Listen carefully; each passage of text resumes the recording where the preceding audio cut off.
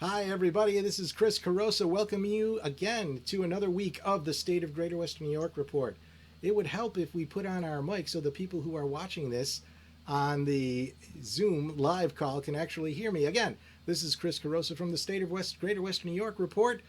Today we'll be talking about a little bit about the history of the Pan-Am Exposition as well as the Theodore Roosevelt Inauguration Site. Once again, you're listening to the State of Greater Western New York Report, and it's brought to you by... Imagine yourself communicating with a difference. Pan-Dimensional Solutions helps you do this. Whether live spectator events, taped broadcasts, or real-time audience-engaging programs, you can benefit immediately from the tools Pan-Dimensional Solutions will share with you. Do you want to make a difference? Contact us at pandimensional.com.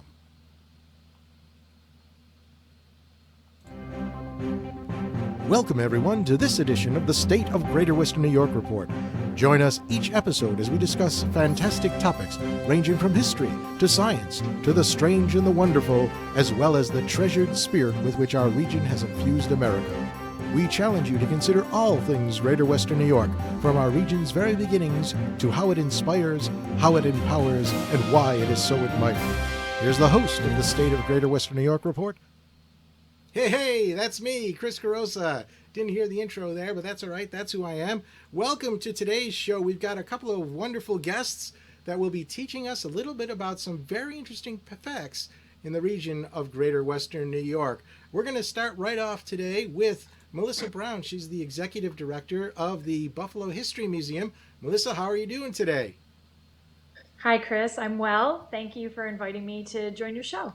Well, today's subject is going to be the Pan-Am Expo, the Pan American Exposition, which occurred in 1901 in Buffalo, New York.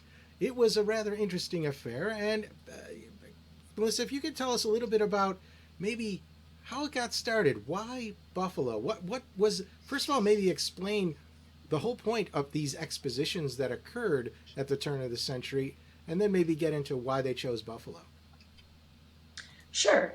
Excuse me. So the Pan American Exposition is very much like what many people might have heard of or know of as a World's Fair. Only the focus of the exposition, coming off of the Spanish-American War, was really the Western Hemisphere. So it didn't have that kind of whole world view that some of the other expositions your viewers might be more known or that might know better, like Chicago or like in St. Louis in 1904. Buffalo was Buffalo was the 8th largest city in the United States in 1901. And so very much like the Olympics, which will be coming up this summer, the process for engaging an exposition or World's Fair was a competitive process.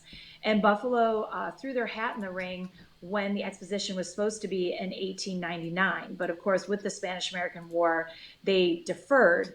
And it ended up coming down between Detroit and Buffalo for the exposition. And in the end, Buffalo won out. And that was partly because really two big reasons. We were poised with powering the exposition with the availability of hydroelectric power from Niagara Falls and that first long distance transmission of alternating current that had happened here in the 1890s.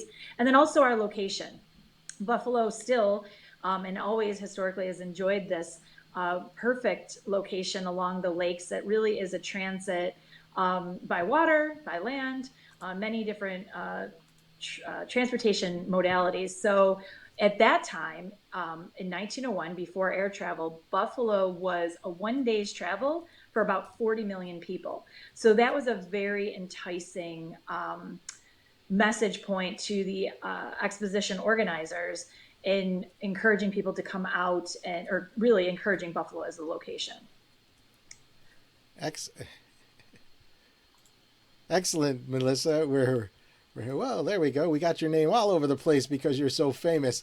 So Buffalo was really a key point at that time in the early 1900s, and that's what drew people in. Now, tell us a little bit about what actually happened when the exposition started, how they promoted it, and what came out of that promotion. Sure. So, this, of course, is in a time well before Googling and resources that we know for advertising.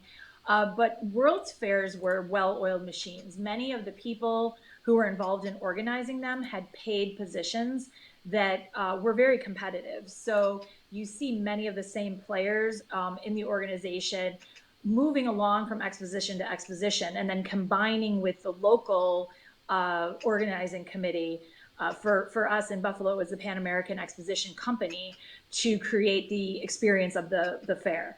So for Buffalo, the exposition was to run from May until November of 1901, so about 6 months. And really, because of the delay with coming out of the Spanish-American War, and then there was a lot of, I guess, confusion about where they were going to actually put the exposition. There was a delay in really getting started. So the construction of the exposition grounds began in earnest in 1899, and then it went right through really until after the exposition was opened. True to Buffalo form, that spring, we had a weather event. I feel like anytime we're in the national attention, you can pretty much guarantee Buffalo will have a weather event. And there was a late blizzard, actually, a snowstorm that affected actually the Midwest way worse than it affected Buffalo. But it did delay some of the construction as they were ready to open the grounds in May. Did you see something to give that was to give your viewers an opportunity to like kind of visualize this, if you're familiar with Buffalo and particularly the History Museum where I'm located, we're in Delaware Park in the north part of the city, which at that time was very much a rural area. Dexter and Bronson Rumsey owned a cattle farm here, and they actually leased the farm property to the exposition for development. And as many of you might know, with these expositions, the buildings were not a fully articulated construction. You know, our building was intended to be permanent and remain after the exposition, but most of them were just built for the exposition experience. And so really, we had this city of buildings pop up in the north end of the city, whereas the signature electric tower building, which was about a mile north of where my office is, would definitely be visible. And it was about as tall as City Hall, about almost Buffalo City Hall, about 400 feet tall in the skyline at the north end of the city. So there was this amazing magical city of buildings that come up for the exposition, but the night view was also quite magical. As I mentioned, the hydroelectric power really was enticing for exposition organizers, and it was not the first exposition to have electric power, but the ability to use it and the decorative elements were probably one of the best displays that most people would have ever seen, certainly here regionally and beyond that. So the evening view, that electric tower, which stood about as tall as City Hall, stands in today's skyline of Buffalo. The beacon on the top of it was actually visible all the way to Niagara Falls, and symbolic of that union of power between the two. So that kind of sets the stage kind of visually of what people could have expected to see at the exposition. So one of the things that I remember reading about early on is that there was a marketing effort that occurred to promote the exposition, but it took a while for people to actually start coming. Do you have any idea why that might have been, and then what happened? I think what happened is that once word of mouth spread, then we started seeing more and more people come in. Can you explain about that marketing effort? Go ahead. Sure. I forgot you had asked that on your first question, the marketing piece. And so many of you might know about the Spirit of Niagara, which was a famous image created by Evelyn Rumsey Carey, a local artist here, that became kind of the signature advertising broadside of the exposition. And then also another local artist, Raphael Beck, his rendition of North and South America as allegorical figures, that became the logo of the exposition. So they really did market. They had a very, very strategic marketing plan. And it really was partly because of the weather that the audience delay happened. The other piece with expositions is that, because they were very deliberate and orchestrated, the organizers would plan for these signature days that would happen throughout the exposition. And many of those kind of key peak attendance days were planned for later in the exposition. So that combination of weather, maybe a little bit of getting the word out. I think too, they had overestimated. 8 million people ended up coming to the grounds to experience the exposition, which certainly was, I mean, we've never seen kind of a gathering of that many people in such a tight span of time here. But especially, given the modalities at that time before air travel, but certainly it picked up speed. And so by the time you're getting into those later months, when New York State Day and Railman's Day and Teachers Day, also Buffalo Day, which actually occurred after President McKinley's ill-fated visit, that was the best attended day, and over 160,000 people. It was a civic holiday. Over 160,000 people came to the ground. So, the marketing effort was something that really went out ahead in postage. There were signature stamps that were put out for the fair. There were these posters and advertisements that featured the Spirit of Niagara or artwork like the logo of the exposition. There were envelope cachets. So for people who collect stamps and envelopes, you'll know about this because the Pan-Am inverts are highly desirable and very rare to find in terms of collector market. But the stamps, there were postage cancellations and envelope cachets that companies could start sending out, well in advance of the exposition to start to drum up interest. So that combined with, how they planned out the days was really how they marketed to draw in audiences. So we had the Columbian Exposition in Chicago in, I think, 1893, the St. Louis Correct. World's Fair in 1904. So the Buffalo Exposition was sandwiched in between. In Chicago, we had the Ferris wheel, and I think something like Cracker Jack popcorn was invented there. And in 1904, we had cotton candy and a lot of other things that are attributed to that fair that didn't really occur there. Was there anything that came out of the Buffalo Fair that was particularly notable in terms of products, or other than electricity? Because obviously that was the highlight, but maybe something, I don't know. Was there any other sort of products, even if they're obscure products that we don't have today, but maybe train related or something like that? Well, Chris, I think you hit on exactly what is so interesting about World's Fairs and studying their history. And McKinley, I think, said it best when he was delivering his speech on President's Day, is that expositions, this is McKinley, said, expositions are the timekeepers of progress. And so really everything that was kind of the latest and greatest could have been experienced in all of these signature buildings that were designed for the exposition. And so, like you mentioned, I think some of the St. Louis things get misattributed because of popular culture of Meet Me in St. Louis and, those musicals that have come out, the musical that came out with, that history kind of interwoven. But for Buffalo, the X-ray debuted, the X-ray technology debuted at the exposition. Of course, the great irony was that they didn't use it really in the treatment of President McKinley after, he had been shot in the grounds, which I know we're going to touch on here in a second. But there was a lot of local companies.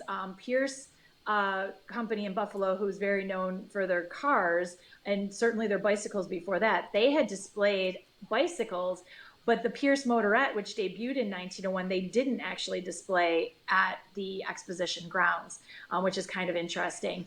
But there was a lot of horticulture exhibits, the latest and greatest in agriculture and produce and equipment. But particularly, I think the X-ray is an interesting one to touch on and a good segue into the president's ill-fated visit. Right. So we have 30 seconds really to cover before we go into the Teddy Roosevelt thing. What the moments, can you take us up to the point where McKinley was assassinated? Tell us really quickly what happened and maybe the immediate response, and then we'll cut over to Stanton and telling us about Teddy Roosevelt. Sure. So as I mentioned, President's Day was planned for later in the fair. And so September 5th is when McKinley arrives, but he was planning a reception to greet the public. Actually, many in his advisory team did not want him to do the public appearance, but he really insisted on that because there had been some threats that they had heard about in relation to this. So he was greeting people in the Temple of Music on the grounds on September 6th after he had been to a visit to see the power station in Niagara Falls earlier that morning. And it was in that really only a 10-minute window where Leon Czolgosz, who was in line to greet him, was able to conceal a .32 caliber Ivor Johnson revolver in a handkerchief. He was about 2 back from President McKinley when he fired off 2 shots. One of them penetrated, one of them was found. Actually, the bullet rolled out of McKinley's coat after they were treating him. But essentially, that starts the story that leads into, of course, where Stanton will pick up and bringing TR on his 2 trips down to Buffalo during the president's convalescence and ultimate demise. Right.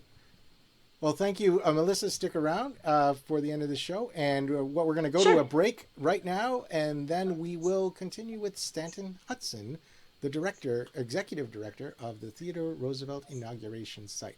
We'll be right back. Through the mists of time, nature and man have both created and buried treasures beyond the imagination.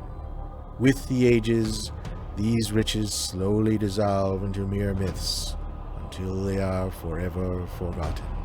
But there are those brave souls who tirelessly cling to the truth, ever seeking to discover the undiscovered, to reveal what has always been there, to uncover the hidden gems of a land thought forsaken but loved by millions.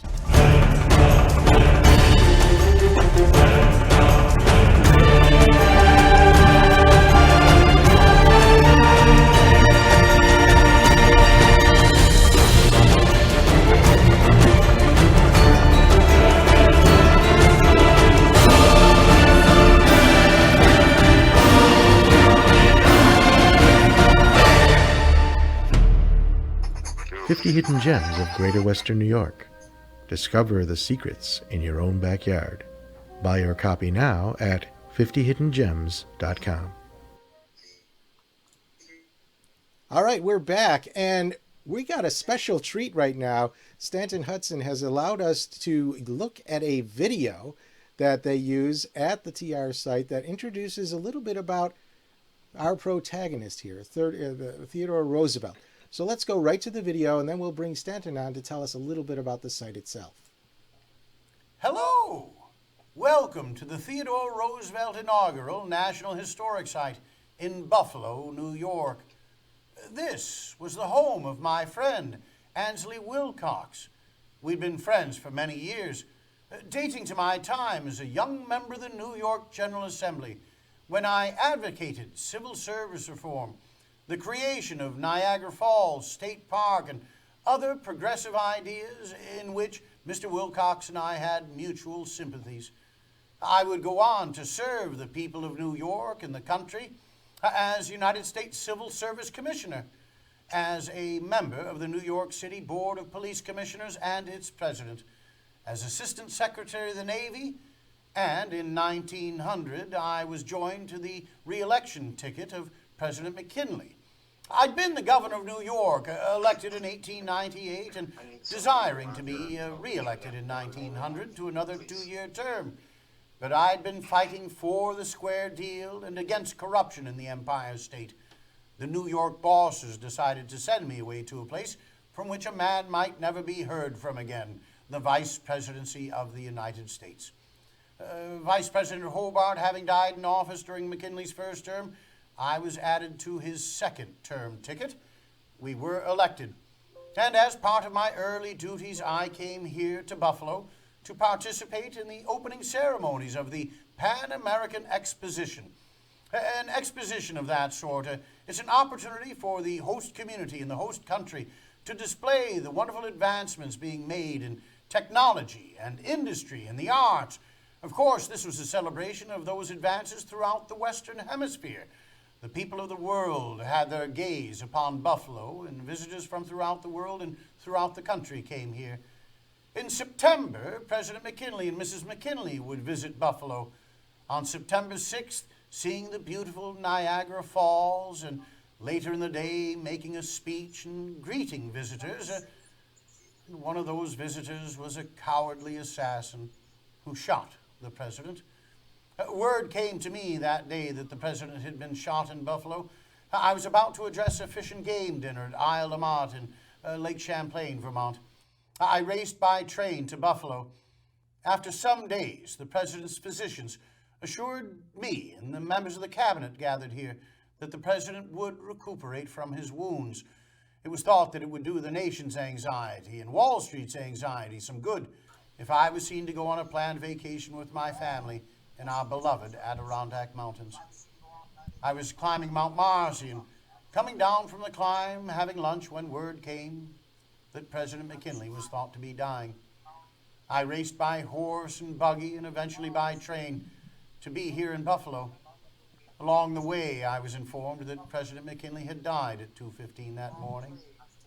Coming here to the home of my friend, Mr. Wilcox, eventually the inauguration would be held here. I would take the oath of office as your 26th president right here in this building that would eventually become the Theodore Roosevelt Inaugural National Historic Site. And so I hope your visit here today will inspire you to take up your fair share of the duties of being a good citizen. And I hope you go forward from your visit inspired to be a good citizen, to do your duty, to make this country a better place for your having been here. So enjoy your visit and bully. Bully, bully. Oh, yeah, I like that. Stanton Hudson is with us today. He's the executive director of the Theodore Roosevelt Inauguration Site. And we have him on the camera right now, which is a little bit of a surprise because it wasn't working that well at the beginning. But if we have the phone on the backup, just in case. So, Stanton, can you tell us a little bit about the building itself, maybe a little bit about the history, and then about the organization, the historic site, and how it's a national park and all that? Sure. Let me, Chris, thank you, first of all, for having me on this afternoon. The House has gone through several iterations over time. It started out in the late 1830s as a barracks. Now, one might ask, why would you have a military installation here? Well, in the 1830s, and specifically 1837, 1838, there was a rebellion in Canada, the Upper Canada Rebellion, which today is Southern Ontario. Rebels were using the United States as a base of operations, and in cooperation with the secret U.S. hunters' lodges, they dedicated themselves to the overthrow of British rule in Canada. And because there were fears of incursions into the U.S. and retaliation for using the U.S. as a base of operations, the military was dispatched to Buffalo, New York. So this facility existed from 1837 approximately to 1845, when a larger facility, Fort Porter, was opened to protect this area on the Niagara frontier. Excellent. We've got the picture of the building up right now as it looks today.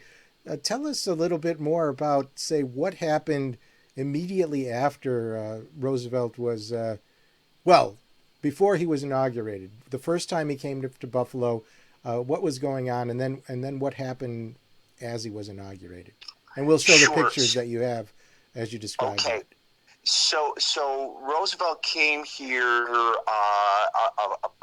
actually it was a week before McKinley ultimately died. He stayed here for several days. newspaper accounts, some of them had Roosevelt pictured in cartoons as a vulture kind of hanging over the body of McKinley, waiting for him to pass away so that he would become president. So after a few days, and with assurances from physicians that he was going to improve, as you heard from our repriser, Roosevelt left and joined his family in the Adirondacks. Several days later, McKinley takes a turn for the worse. Roosevelt gets a message as he's coming down from Mount Marcy, and he rushes to Buffalo. Unfortunately, as he got to the North Creek station to take a special train to Buffalo, he was informed the president had died at 2:15 that morning. So when he got here at about a little after 1 p.m., he was still in his camping gear. He actually had to borrow clothes in order to ultimately take the oath of office. There was obviously, because this was all unplanned for, there was a lot of confusion. Where is he going to take the oath, and so on and so forth. Some cabinet members wanted him to take it immediately when he got to the Wilcox home. He didn't want to do that until he had gone up the street about a mile away to the Milburn house, where Mrs. McKinley and the body of her late husband laid in state. So he basically said, I have to go up there as a private citizen before I'm take the oath of office. So he did exactly that. Ida McKinley was so distraught. She and the vice president never actually saw one another. Other cabinet members up at the Milburn house wanted him to take the oath of office there. He thought that that was an extremely bad taste with Mrs. McKinley and the body of the late president in the house. So he came back to 641 Delaware Avenue, and at approximately 3:32 p.m. took the oath of office as our 26th president. So here we have a line drawing picture of the event. Why didn't we have a real picture of it? So there were photographers on premise, and actually two of them came in. Now, if your audience can picture what a camera looked like back at the turn of the last century, they were big, bulky contraptions that took up a whole heck of a lot of space. So there were two photographers that actually got in. There was only supposed to be one. Two came in. One of the cameramen, somebody backed into the camera. Very small room, the library where the oath of office was administered. So somebody backed into the camera. The camera came crashing to the ground. Roosevelt, who I'm sure had not slept on the train all night long, and he was a huge coffee drinker, by the way, so he was probably a bit wired with coffee. The camera fell over, made a huge crash. Roosevelt said, all right, you photographers, out of the room. You can take your photos later, and that's why we have no photographic representation of the actual swearing-in ceremony. Well, we've got the line drawing, and I guess that's okay. So tell us what happened to the building immediately afterwards. I mean, this was just a residential household. It wasn't really noteworthy in any other way than that, but what did they do with the building afterwards? So the Wilcox family resided in the house. They moved in 1883. They lived here until the early 30s, when both Mr. and then Mrs. Wilcox passed away. It fell into disrepair. There were some efforts by veterans of the Spanish-American War to try to save the house. But they were for naught. But somebody came along, the Lawrence family, and they decided to turned the facility into a restaurant. So from the late 1930s until the early 1960s, this was known as the Catherine Lawrence Restaurant. Many people who live in Buffalo, grandmothers and grandfathers at this point in time, had wedding receptions here when the house was a restaurant. Interestingly, because it gets into our restoration story, most of the interior walls were knocked out in order to make rooms for people to dine in. So when the restaurant closed in the early 60s, people in the community, there was an outpouring of concern for the future of the building. Again, fell into disrepair. A developer had leased it. There was talk that there was going to be a parking lot and a hotel built on the premises. And so the community came together, and there was work going on down in Washington to try to make this a National Historic Site and to make it a part of the National Park Service. There was also a lot of effort going on at the same time here in Buffalo to raise funds sufficient to purchase the property and to begin the restoration process.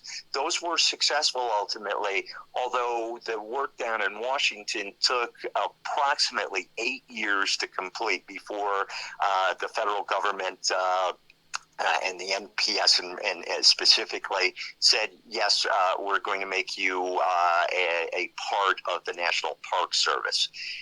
So we're one of Buffalo's early modern day preservation success stories. We're the first building in Buffalo after Lyndon Johnson signed legislation October 15th of 1966, setting up the Historic Preservation Act. We became a National Historic Site 2 weeks thereafter. Excellent. So Stanton, let me just remind our listeners, let me get the picture off the screen first. We're in the bonus segment of the State of Greater Western New York report. Normally we're 30 minutes, but we've had some technical issues, and I really want to show you some of the things that Stanton has provided us with regards to the building itself. Stanton, we're gonna reverse the order. I want to go inside first. So if you can tell us what the pictures are as we see them, then we'll end with what's going on now. So let's start with the pictures as we see them today. Okay, so what happened here approximately 11 years ago was that we reinvented ourselves. We had run out of room for doing presentations and the like, speaking engagements, that sort of thing. So what we did is the Board of Trustees, and by the way, we're Western New York's only National Park Service site. We're only one of 4 places in American history where a president took the oath of office outside the nation's capital. We decided to reinvent ourselves, and basically the question was, how do you tell a story that happened more than 100 years ago and that lasted no more than about 6 to 8 minutes? Well, what we decided to do is focus on Roosevelt, but specifically to focus on 5 issues that were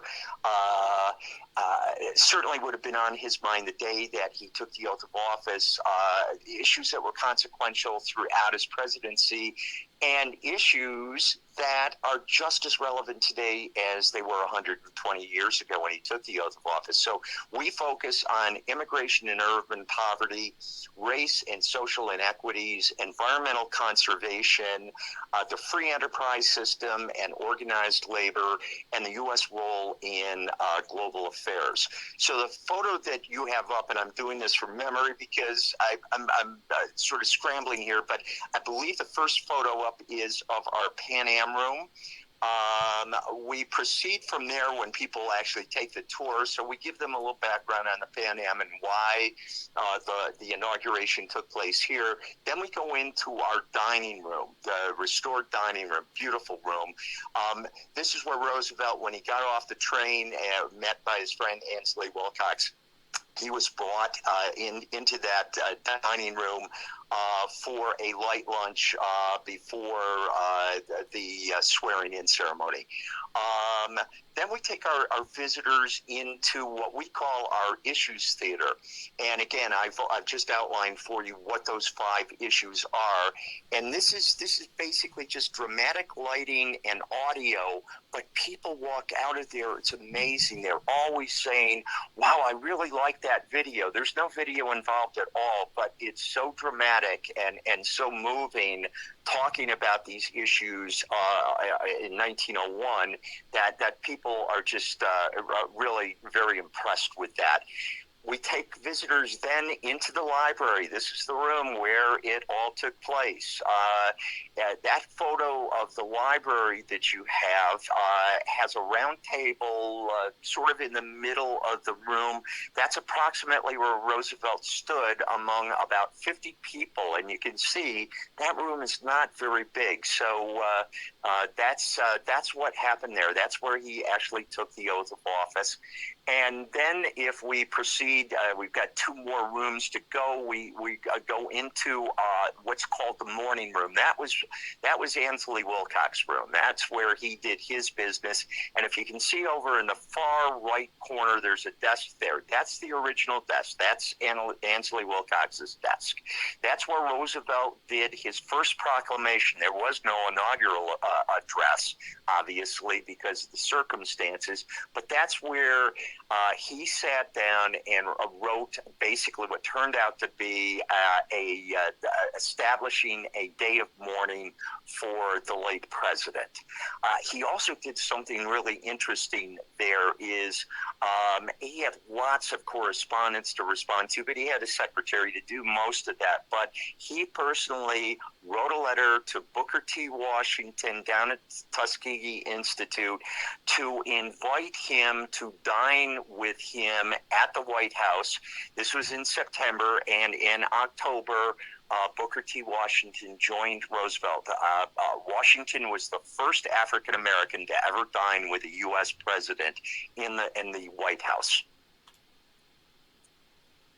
Okay, we have Upstairs, the press then I office think room. you have one more photo there, Chris, and that would be of the president's office. Now, again, what we do on the first floor, it's a guided tour. On the second floor, we let our visitors spend as much time as they like. And in the president's office in particular, you have a photo there that shows 2 of the 3 interactive exhibits. And we had, by the way, when we raised that money to build a new visitor center in 2000 that reopened in 2009, we also raised an additional $1 million to basically our educational programming.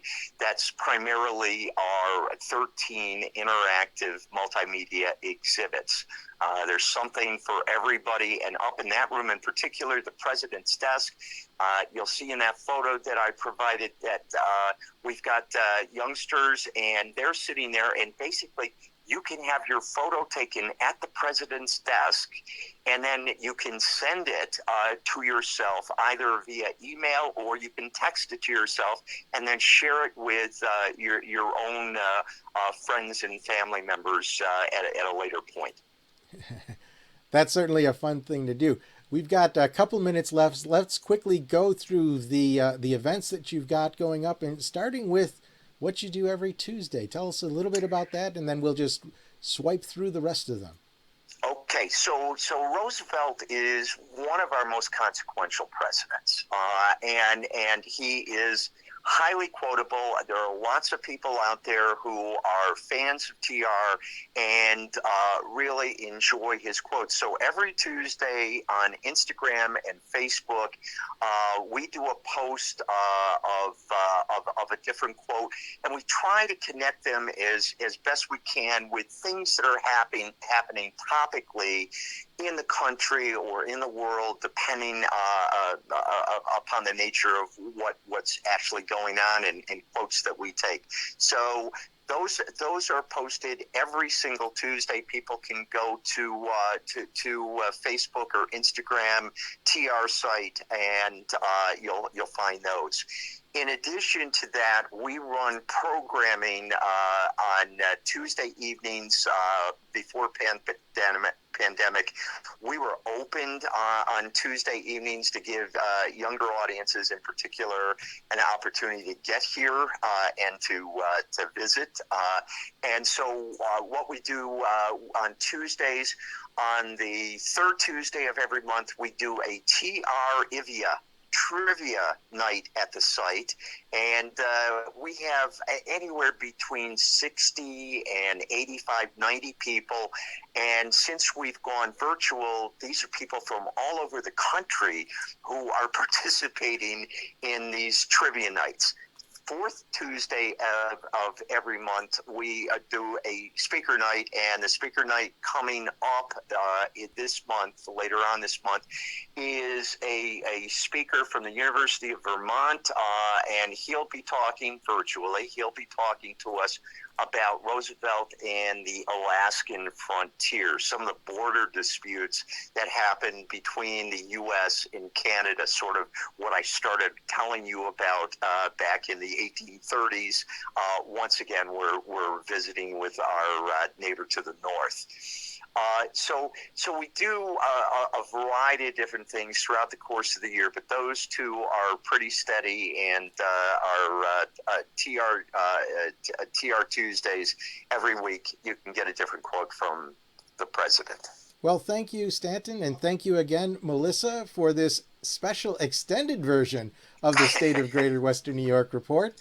We're here live every Thursday at noon.